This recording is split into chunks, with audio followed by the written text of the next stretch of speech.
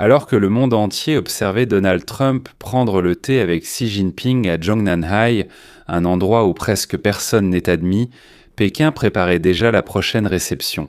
4 jours plus tard, un autre avion a atterri, cette fois avec Vladimir Poutine à la place de Trump. Coïncidence? Hasard? Ou bien est-ce la véritable géopolitique, où l'un part et l'autre prend déjà la relève?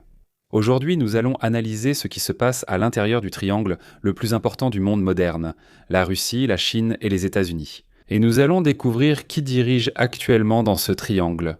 La réponse pourrait vous surprendre. Dans la deuxième partie, une histoire qui est presque passée inaperçue. Donald Trump a annoncé qu'il annulait la frappe contre l'Iran, prévue pour mardi. Il a dit « On m'a demandé d'attendre.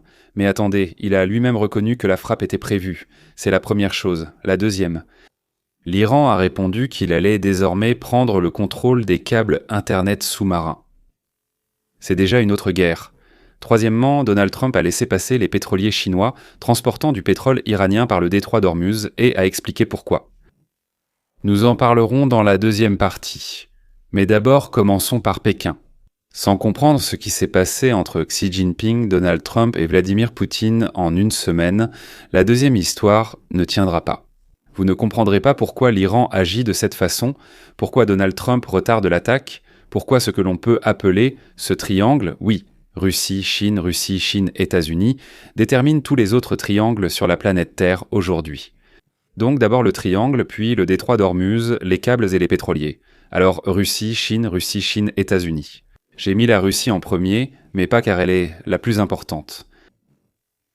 Appelons encore cela un triangle, oui. Pourquoi 2 dirigeants sont-ils venus à Pékin à 4 jours d'intervalle? Commençons par ce qui semble évident, mais qui en réalité nécessite une explication. Trump était à Pékin les 13 et 15 mai, Poutine était à Pékin les 19 et 20 mai. Il y a 4 jours de différence. Les journaux ont écrit que Xi reçoit 2 crises mondiales l'une après l'autre. Les commentateurs politiques ont commencé à dire que la Chine organise intentionnellement cet ordre. D'abord l'Occident, puis l'Orient. Équilibrisme, multivectorialité mécanologique. C'est beau, mais comme on dit chez nous, il y a un mot pour ça. Bullshit. Eh bien, traduit en russe, oui, c'est des absurdités. Analysons les faits. La visite de Poutine était planifiée. Quand? En février. Juste après l'appel vidéo entre Xi et Poutine, le conseiller présidentiel Yuri Ushakov a confirmé les dates convenues à l'avance. Il n'y a aucun lien avec la visite de Trump. Trump, de son côté, devait se rendre à Pékin. Je crois que c'était prévu pour fin mars, début avril.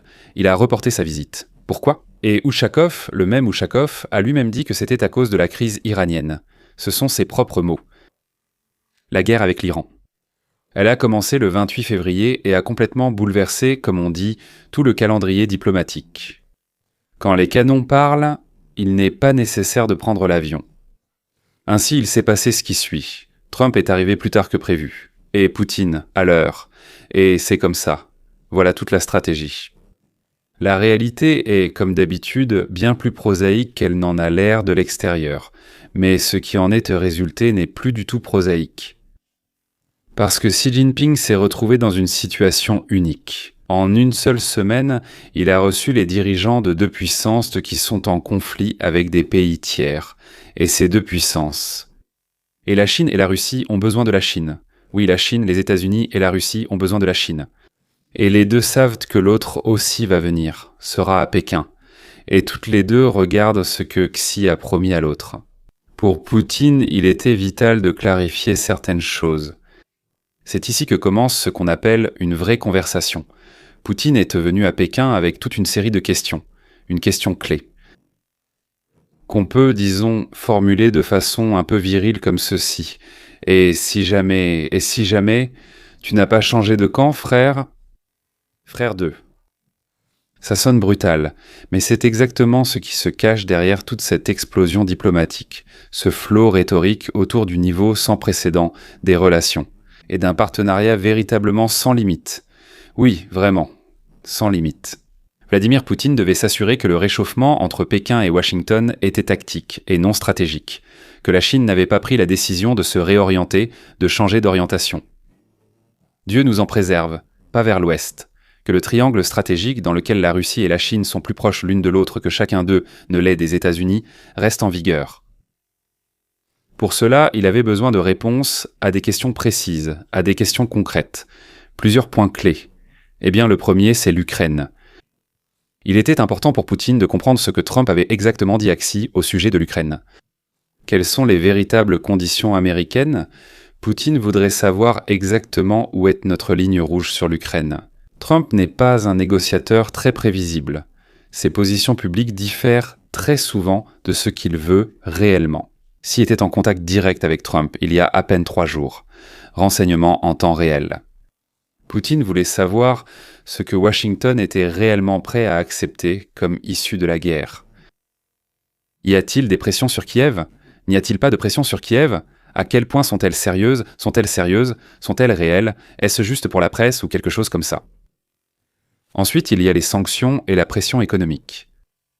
Les États-Unis demandent depuis longtemps à la Chine d'arrêter de fournir à Moscou des technologies à double usage utilisées dans les missiles et drones russes. Ils peuvent être utilisés à des fins civiles, enfin des deux côtés. L'OTAN a officiellement qualifié la Chine de complice décisif. Autrement dit, complice de l'agression, de la guerre, etc. Je parle de la guerre en Ukraine. Pour Poutine, il fallait savoir, Trump a-t-il fait pression sur Xi à ce sujet, et si oui, qu'a répondu Xi ? Ce n'est pas une question abstraite pour la Russie. La question est de savoir si les pièces continueront d'arriver en Russie, sans lesquelles il devient de plus en plus difficile de faire la guerre.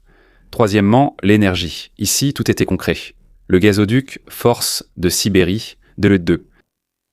L'accord prévoit des livraisons supplémentaires de pétrole russe qui constituent déjà une grande part des importations chinoises. Une augmentation de 35% rien que pour le premier trimestre de l'année 2026. Mais la question clé. Force de Sibérie 2 est toujours en suspens. La Chine ne se presse pas. C'est un gazoduc qui liera la Russie et la Chine de façon indissoluble. Pékin comprend. Plus ils attendent, meilleures seront les conditions. Poutine a besoin de progrès, même symboliques. Ensuite, ce sera l'Iran. Ici, Poutine s'est retrouvé dans une position délicate. L'Iran est un allié de Moscou. La Russie recevait des drones de l'Iran depuis des années. Elle le soutenait diplomatiquement. Elle participait aux négociations multilatérales sur le programme nucléaire. Mais maintenant, la crise iranienne a fermé le détroit d'Ormuz, et la Chine perd ses approvisionnements en pétrole. Cela crée des tensions. Ce n'est pas de la friction, mais de la tension à l'intérieur du triangle. Vladimir Poutine devait comprendre jusqu'où Pékin était allé dans ses accords avec Donald Trump concernant l'Iran. La Chine ne sacrifie-t-elle pas ses alliés pour obtenir un accord commercial ? Eh bien voilà ce qui a changé et ce qui n'a pas changé. Voici où, comme on dit, les choses deviennent vraiment intéressantes. En Russie, rien n'a changé. La Chine ne compte pas abandonner son partenariat stratégique avec la Russie, pour plusieurs raisons évidentes. La Russie est le plus grand fournisseur de pétrole, de gaz, de technologies nucléaires d'ailleurs. La Russie est un tampon sur le flanc nord-ouest de la Chine. La Russie est un allié pour façonner ce narratif, celui d'un monde multipolaire. D'ailleurs que Trump soutient actuellement. Peut-être sous une forme un peu différente de celle que la Chine imagine, mais il soutient. Pékin le promeut comme une alternative à l'hégémonie américaine. Et Trump lui-même dit « Nous ne voulons plus être partout dans le monde ». Donc, il n'y a pas vraiment de clarté ici. Car contre quoi se battre si l'autre camp le dit déjà et que nous comptons de toute façon le faire ? Donc la déclaration conjointe que Xi et Poutine signent ces jours-ci concerne précisément ce monde multipolaire. Ils auraient tout à fait pu la signer aussi avec Trump. Un nouveau type de relation internationale, ce ne sont pas que des mots pour eux. C'est un manifeste politique contre, comme ils le disent, le système centré sur l'Amérique. Et ce système s'en va, à cause des restrictions liées aux sanctions. Là aussi, apparemment, rien n'a fondamentalement changé. Trump a fait pression sur Xi à Pékin, exigeant d'arrêter les livraisons de technologies à double usage à la Russie. Publiquement, Xi n'a pris aucune décision contraignante. Publiquement, Xi n'a rien dit de tel. Mais cela ne veut pas dire que tout est resté comme avant. Pékin peut discrètement ajuster certaines livraisons, pour, disons, ne pas trop irriter Washington. Mais il n'y aura pas de changement stratégique. Mais en ce qui concerne l'Iran, ici de mon point de vue, il s'est passé quelque chose d'important. Une nuance qui, en général, change la donne. De mon point de vue, nous devons retenir ce moment, car il est essentiel. Pour la première fois depuis le début de la crise iranienne, la Chine a publiquement accepté 2 choses que les Américains répétaient sans cesse. Premièrement, l'Iran ne doit pas posséder d'armes nucléaires. C'est une déclaration forte, n'est-ce pas?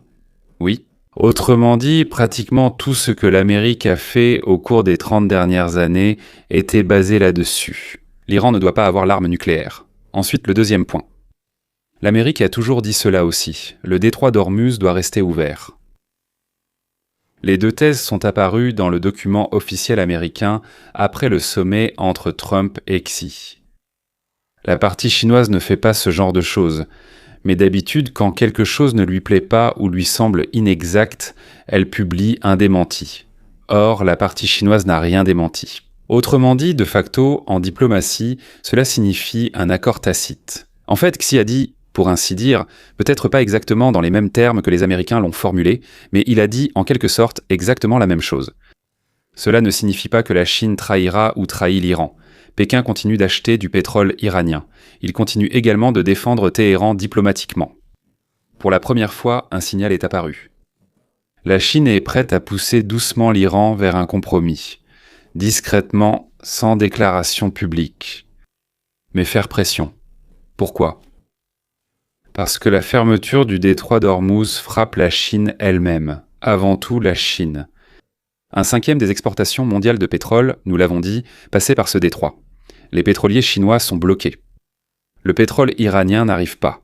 C'est une douleur économique que Pékin ressent chaque jour. Pour l'instant, il peut encore compenser cela avec ce qu'ils ont en réserve et ainsi de suite. C'est pourquoi la position de la Chine sur l'Iran évolue lentement et prudemment, mais elle commence à changer de direction. Du genre, bon les gars, vous vous êtes amusés, vous vous êtes lancés des trucs, des pierres, des bombes, ce genre de choses, et ça suffit. Il est temps de trouver un accord. Et puis, le changement le plus important. Le changement le plus important. L'Amérique n'est plus un ennemi. Et voici l'observation la plus importante de tout ce qui s'est passé cette semaine. La Chine, apparemment, a commencé à regarder l'Amérique différemment. Plus comme un ennemi. Plus comme un adversaire à vaincre, mais comme un concurrent.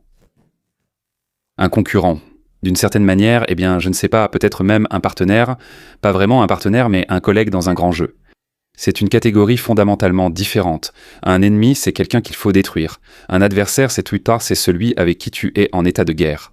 Et un rival, c'est celui avec qui tu es en concurrence. Eh bien, selon les règles. Avec qui négocier, partager les marchés et les sphères d'influence, c'est une logique de comportement totalement différente. Qu'est-ce qui témoigne de ce changement ? Pourquoi, comme on dit, est-ce que je dis ça ? Plusieurs choses. Tout d'abord, la formulation que Xi a utilisée lors de sa rencontre avec Trump. Les États-Unis et la Chine entretiennent la relation bilatérale la plus importante au monde. Nous devons être des partenaires, pas des rivaux. Autrement dit, nous devons passer de rivaux à partenaires. Pas d'ennemis, pas d'adversaires. Nous devons chercher à devenir des partenaires à partir de notre position de rivaux. Messieurs, ce ne sont pas que de belles paroles pour la caméra. C'est un signal adressé à l'intérieur du système chinois. Nous changeons nos relations. En changeant la rhétorique, nous changeons les relations. Deuxièmement, les accords commerciaux. Boeing a reçu une commande de 200 avions. La Chine s'est engagée à acheter du grain américain pour, 17 milliards de dollars par an jusqu'en 1928. Xi a accepté l'invitation de se rendre à Washington à l'automne. Je comprends que l'accord a été conclu avant même l'arrivée de Trump. Mais officiellement, nous avons entendu qu'il viendrait à l'automne à ce moment-là. Une visite, ce ne sont pas des gestes. C'est ce qu'on appelle l'infrastructure des relations. Troisièmement, c'est sans doute le plus révélateur. Donald Trump n'a pas pris d'engagement contraignant concernant la livraison d'armes à Taïwan. Tout le monde l'a remarqué, pas seulement Taïwan. CNN a tout de suite parlé de victoire décisive pour la Chine. Mais pour eux, l'important est de battre Trump, peu importe le reste. Même si le monde explose et que tout le monde meurt, eux et leurs enfants compris, du moment que Trump va mal. Cela signifie que Washington, en échange de la coopération sur l'Iran et des accords commerciaux, recule discrètement sur Taïwan. Il ne trahit pas. Mais il recule. Pas publiquement, pas officiellement. Mais il recule. Pour la Chine, pour que vous compreniez, ce n'est pas simplement un succès diplomatique, c'est la confirmation d'une nouvelle stratégie, avec l'Amérique. Il est plus avantageux de négocier que de faire la guerre, il est plus avantageux de rivaliser que de s'affronter. C'est là qu'il doit revenir à Obama, parce que c'est ce qu'Obama proposait à la Russie à l'époque. Allez les gars, collaborons, soyons parfois en concurrence, mais restons pour ainsi dire ensemble. Et alors vous obtiendrez bien plus que si vous aviez obtenu autre chose. C'est juste que Poutine n'était pas le bon partenaire pour cela. Sa façon d'obtenir ces milliards. Là, je ne sais pas, des centaines de milliards, une dizaine de milliards, peu importe.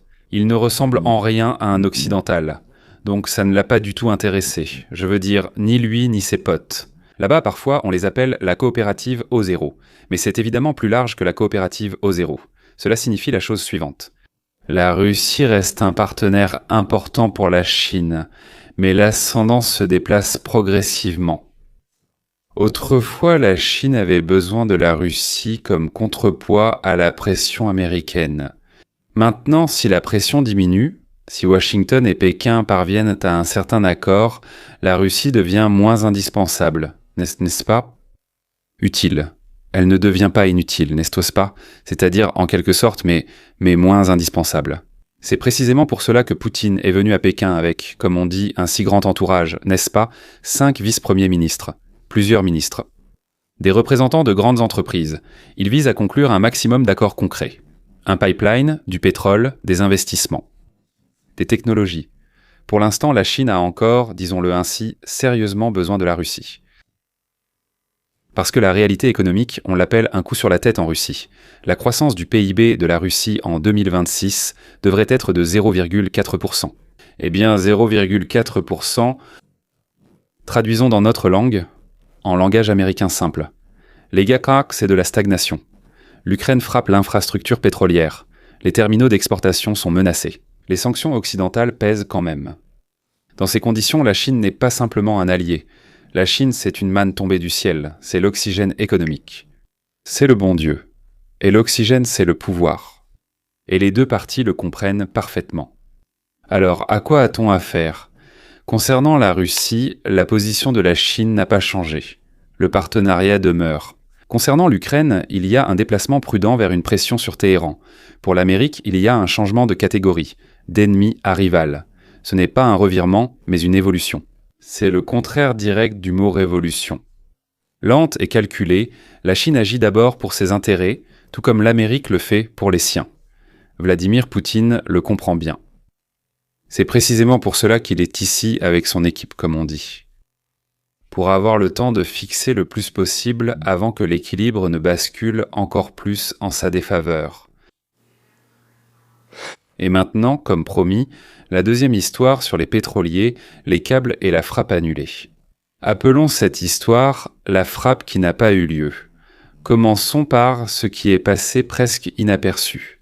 Sur fond d'actualité, l'Iran a fait une déclaration au sujet de la frappe annulée. Dans des circonstances normales, cela aurait provoqué un déluge de publications. Téhéran a annoncé qu'il envisageait de prendre le contrôle des câbles Internet sous-marins. Qui passent quand par les eaux dans la région du détroit d'Ormuz. Ce sont des eaux internationales. Ce ne sont pas que des paroles. Des câbles qui assurent tuer la connexion Internet passant par cette zone. Je crois pour toute une série de pays du Moyen-Orient. De l'Asie du Sud et du Sud-Est, de l'Afrique de l'Est. Oui, en fait, 1% du flux mondial d'informations passe par là. Soit 1% du flux mondial d'informations. Vous imaginez 1%. Des dommages ou l'interception de ces câbles, ce n'est plus une guerre du pétrole, c'est déjà une guerre d'infrastructure, c'est une attaque contre les transactions bancaires, contre la transmission de données, contre les communications, contre tout. Comment faut-il le prendre? Eh bien comme un signal, pas comme un plan. L'Iran montre, nous avons encore des cartes que nous n'avons pas encore posées sur la table. C'est une pression psychologique pour donner l'impression d'une escalade plus poussée que vous ne le pensez. Nous sommes toujours là, à nous frapper la poitrine comme Tarzan. Mettre cette menace à exécution immédiatement, Téhéran très probablement ne le fera pas. Les conséquences sur le terrain seraient dites trop graves. Il est presque impossible d'imaginer comment le monde réagirait à cela, n'est-ce pas? Y compris pour l'Iran lui-même, les conséquences seraient sans graves, mais on ne peut pas non plus ignorer la menace. C'est un nouvel élément de pression dans un jeu déjà complexe. Et maintenant, l'essentiel. La frappe prévue était-elle réelle, ou bien s'agissait-il d'un nouveau bluff de Trump? Et la réponse semble être la suivante. La frappe était bel et bien prévue. Ce n'est pas une interprétation. Ce sont les paroles de Trump et certaines actions qui ont eu lieu. Lundi soir, le 18 mai donc, Trump a écrit sur Truth Social. L'ordre a été donné aux militaires de ne pas effectuer la frappe prévue contre l'Iran demain. En fait, c'est un fait. La phrase « frappe prévue demain » signifie une chose. La frappe était planifiée. Sinon, la moitié des militaires seraient en train d'expliquer à leurs femmes que rien de tout cela ne s'est produit. Avant ce poste, aucun signal public n'indiquait la préparation de l'opération. Mais avec Trump, c'est souvent ainsi. Pas de signaux préalables. Cela signifie donc une préparation en cours. Exote, le ministre de la Guerre, c'est ainsi qu'il est officiellement appelé, ce jour-là, et parti à un événement politique dans le Kentucky. Et chez nous, cela se fait souvent pour, comme on dit, que les ennemis réfléchissent davantage, comme on dit. Puisqu'il laisse partir, rien ne se passe. Extérieurement, c'est calme, mais les machines militaires sont prêtes à l'intérieur. Il suffit d'appuyer sur la gâchette. Trump lui-même a qualifié ce qui était prévu de frappe très importante, n'est-ce pas? Mais pourquoi est-il maintenant possible de frapper? Pourquoi? Pour quelles raisons? Sur les installations pétrolières et l'infrastructure militaire, dont il reste déjà peu, n'est-ce pas? L'objectif, de mon point de vue, était avant tout économique. Maintenant, c'est déjà de la pression. Ce n'est pas la destruction de l'Iran. Il s'agit d'infliger des dégâts tels qu'ils forceraient en l'Iran à s'asseoir à la table des négociations selon les conditions américaines. Là, bien sûr, il y a un petit problème, parce que ces gars-là qui sont assis dans ces fameuses grandes grottes, dans ces locaux, dans des villes souterraines, comme ils les appellent, il est tout à fait possible qu'ils soient parfaitement satisfaits d'y vivre, parce qu'il y a plein de provisions. Peut-être qu'ils ont même amené des filles, qui sait, ils en ont amené en grande quantité, il y a plein d'armes, il y a plein de lumière. Tout le temps, tu sors la tête, tu tires, tu te caches à nouveau. Là-bas, eh bien, la seule chose, c'est qu'ils ne se saoulent pas. Parce que les musulmans, quand ils sont ensemble, ne boivent pas.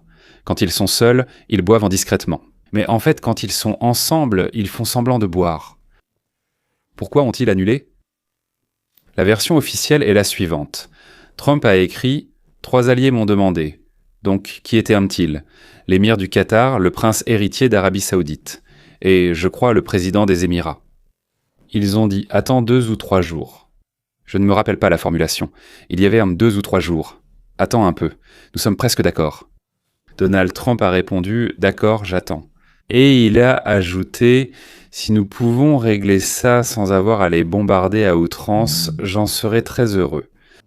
Et il a ordonné aux militaires de rester en état d'alerte maximale au cas où un accord acceptable ne serait pas conclu. Bombarder jusqu'à l'enfer. La télévision d'État iranienne, bien sûr, a immédiatement annoncé que ce retrait était dicté par la peur. Eh bien, évidemment, nous avons très peur d'eux. Nous avons très peur d'eux. Mais soyons honnêtes, la version officielle n'est pas toute l'histoire. C'est-à-dire que nous sommes déjà habitués au fait que les politiciens ne disent pas toujours toute la vérité telle qu'elle est réellement. Trump est un négociateur avec une tactique bien précise en réalité. Elle est bien documentée. Deadline, puis report, puis on fixe à nouveau une échéance, à nouveau deadline, à nouveau report. Ensuite, il adoucit, puis il menace à nouveau. Ce n'est pas le chaos, c'est une méthode, une méthodologie. Le but est d'épuiser l'adversaire, le maintenir sous tension constante, l'empêcher de planifier, le laisser sans savoir à quoi s'attendre. Mais voici ce qu'il est important de noter. Au tout début de la guerre avec l'Iran, Donald Trump faisait exactement la même chose. Il signalait longtemps sa volonté, pour des négociations. Il laissait entendre une pause, et ensuite il a frappé le 28 février et il l'a fait quand il était prêt. Pas quand une échéance était passée, mais en plein milieu quand la machine militaire était en état d'alerte maximale. Et voici l'idée clé. Le report n'est pas forcément signe de faiblesse ou d'indécision. Il peut simplement indiquer que nous ne sommes pas encore prêts, même si nous l'avions affirmé. Il faut plus de temps. Pour transférer, réorganiser, se mettre d'accord avec Israël, déterminer les cibles, s'assurer de la fiabilité, de la sécurité, les demandes des alliés du Golfe. C'est une bonne occasion de faire une pause sans perdre la face ni admettre qu'on n'est pas prêt. On me demande vraiment, vraiment de ne pas frapper pour l'instant, d'accord? C'est pourquoi l'annulation actuelle de la frappe est perçue de deux façons. Oui, le Qatar, l'Arabie Saoudite et les Émirats ont demandé d'attendre. Oui, des négociations sont en cours. Mais il est tout à fait possible que la frappe soit également reportée parce qu'ils n'étaient pas complètement prêts. Et quand ils seront prêts, ils la retarderont. À la seconde même. Dès qu'ils seront prêts, ils frapperont. Mais peu importe ce qui a été dit il y a 24 heures ou il y a 2 heures. Comme cela s'est déjà produit. Il y a un autre facteur dont on parle moins qu'on ne le devrait. Ni Trump ni ses alliés dans la région ne veulent que bombarder l'infrastructure pétrolière iranienne. Absolument pas. Les champs pétroliers, les raffineries, les terminaux d'exportation sont des installations dont la restauration prend des années. Une attaque contre eux signifie une forte hausse des prix mondiaux du pétrole. Cela frappe l'économie américaine, l'économie saoudienne et l'ensemble du marché mondial. C'est exactement la situation où la victoire coûte aussi cher sur le marché, parfois plus cher que la défaite, une victoire à la Pyrrhus. Ainsi, la logique militaire actuelle consiste à exercer une pression sans détruire. Bloquer mais ne pas anéantir. Maintenir au bord mais ne pas pousser par-dessus bord. Donald Trump le comprend. Ses alliés dans le Golfe le comprennent. Eh bien, même Israël, malgré tout son désir de faire pression, le comprend. Et enfin, voici une histoire qu'il faut bien comprendre. Au plus fort de la crise, juste avant la visite à Pékin, Donald Trump a laissé passer par le détroit d'Ormuz 3 pétroliers chinois transportant une énorme quantité de pétrole iranien. Il l'a expliqué publiquement en interview. Sur Fox News, il a déclaré « Nous leur avons donné l'autorisation de passer un message à plusieurs destinataires, dont la Chine. Nous pouvons vous fournir du pétrole ou nous pouvons exercer une pression sur vous avec le pétrole. Si vous faites un pas vers nous, nous relâcherons la pression. Ce n'est pas un blocus, c'est un robinet. Vous savez, un robinet, on peut l'ouvrir, on peut le fermer. On peut l'ouvrir, on peut le fermer. À l'Iran, nous disons « Nous contrôlons le détroit. C'est nous qui décidons ce qui passe et ce qui ne passe pas. Votre autorisation est une illusion. Notre autorisation est réelle. Et bien sûr, c'est aussi pour le public interne. Nous avons des élections qui approchent. Nous ne faisons pas que mener la guerre. Nous gérons la situation. Quand on nous fait des concessions, nous répondons en retour. Parce que Trump est un négociateur, ce n'est pas un destructeur. Non, ce n'est pas un destructeur. La question que tout le monde se pose, tout le temps, c'est ça. Eh bien, comment cela va-t-il se terminer? Comment cela va-t-il se terminer? La situation structurelle est la suivante. Les États-Unis et l'Iran sont coincés dans une impasse militaro-économique. Oui, savez-vous ce qu'est une impasse? Blocus américain, blocus de riposte iranien. Frappe contre frappe. Déclaration mutuelle de cessez-le-feu. La trêve du 8 avril est techniquement en vigueur, mais les deux parties la violent. L'Iran a présenté un plan révisé, comme ils le disent, en 14 points. Il l'a transmis par l'intermédiaire du Pakistan. Les exigences clés de l'Iran, vous levez les sanctions. Donc nous gardons le contrôle du détroit d'Ormuz. Israël met fin à l'opération au Liban. Et nous disons un abandon total de l'armement nucléaire. Ouverture du détroit. Une possibilité de compromis. Ça doit l'être, parce que, là-bas, et ainsi de suite. Mais elle est assez étroite en ce moment. Et le scénario le plus probable est à peu près le suivant, il me semble. Un accord global par l'intermédiaire de médiateurs. Là-bas, eh bien, le Qatar, le Pakistan. Je ne sais pas lequel d'entre eux. Sous la pression discrète de la Chine sur Téhéran. Nous venons de l'assurer. La fermeture du détroit d'Ormuz coûte de l'argent à Pékin chaque jour. En échange de son aide au règlement, la Chine a déjà obtenu des concessions sur Taïwan et des accords commerciaux avec Washington. Je vais ajouter une chose à laquelle, pour une raison qui m'échappe, personne n'a prêté attention. Nous quittons l'Afrique. J'en ai déjà parlé plusieurs fois, un peu je crois hier ou avant-hier, mais nous en reparlerons encore. Nous quittons l'Afrique, et nous l'avons aussi dit à Pékin. C'est un processus lent, douloureux, avec des provocations, avec des frappes annulées, avec des menaces, les câbles, mais la direction va vers un accord, parce que personne, ni les États-Unis, ni l'Iran, ni la Chine, aucun pays occidental ne veut l'effondrement total de l'infrastructure énergétique régionale, que ce soit l'Iran ou tous les autres pays, là-bas, le Qatar, je ne sais pas. Et c'est cela qu'il faut comprendre. Derrière tout ce chaos, derrière les visites reportées, les frappes annulées, les menaces, les câbles, les négociations. Les négociations sur les pétroliers. Messieurs, il se déroule un travail diplomatique normal, tout simplement humain. Lente. Irritante. Des allers-retours, en rond, on est revenu en arrière. Mais elle avance, elle avance. Trump en réalité. Ce n'est pas un guerrier, il ne veut pas la guerre. Il est un homme d'affaires. Passons un accord, les gars. La Chine ne veut absolument aucun effondrement. Et à qui vont-ils vendre leurs produits s'il y a un effondrement? La Chine veut de la stabilité. Ils gagnent de l'argent en produisant et en nous vendant quelque chose que nous achetons. Et ensuite, nous lui empruntons de l'argent avec des intérêts. Mais c'est une situation tout à fait remarquable. Pourquoi voudrait-il changer quoi que ce soit? L'Iran? Le pouvoir iranien. Il ne veut pas de destruction. Ils veulent survivre. Et ils veulent de la reconnaissance. Même Poutine, malgré toute son audace, ne veut qu'une chose. Ne pas rester seul. Actuellement, chacun veut quelque chose de différent. Personne ne veut de catastrophe. Il y a une chance qu'il n'y en ait pas. Mais ce n'est pas garanti. Mais comme on dit en langage diplomatique, c'est une raison d'être prudemment optimiste. Je n'ai jamais compris ces mots, et maintenant je les dis moi-même. Le monde ressemble maintenant à un échiquier où plusieurs joueurs jouent en même temps. Pas deux joueurs face à face, mais tout le monde joue en même temps. C'est stressant. Ce n'est pas très prévisible. Mais cela reste, mesdames et messieurs, cela reste des échecs. Et tant qu'ils jouent aux échecs, ils ne s'anéantissent pas les uns les autres. Ce n'est pas encore une guerre d'extermination, qu'ils continuent à jouer. Si vous aimez analyser ce genre de sujet avec nous, abonnez-vous à la chaîne et activez la cloche. Nous publions régulièrement. Et chaque épisode est une tentative de comprendre non seulement ce qui s'est passé, mais aussi pourquoi. Eh bien, est-ce que vous pouvez en tirer, bien sûr? Mettez un like si vous êtes d'accord. Et écrivez dans les commentaires si vous n'êtes pas d'accord. S'il vous plaît, allez-y. Je réponds honnêtement.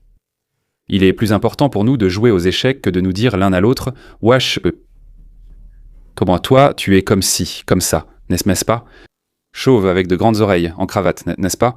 Et enfin, d'ailleurs, merci beaucoup pour les compliments concernant mes cravates. Ce n'est pas à moi qu'il faut les adresser. Les compliments vont à ma femme. Et c'est d'autant plus agréable.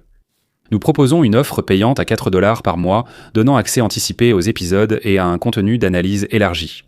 Des analyses. Parfois, il y a du contenu qui, pour certaines raisons, ne sort pas en accès libre. Le lien est sous la vidéo. Merci de regarder, et à la prochaine fois.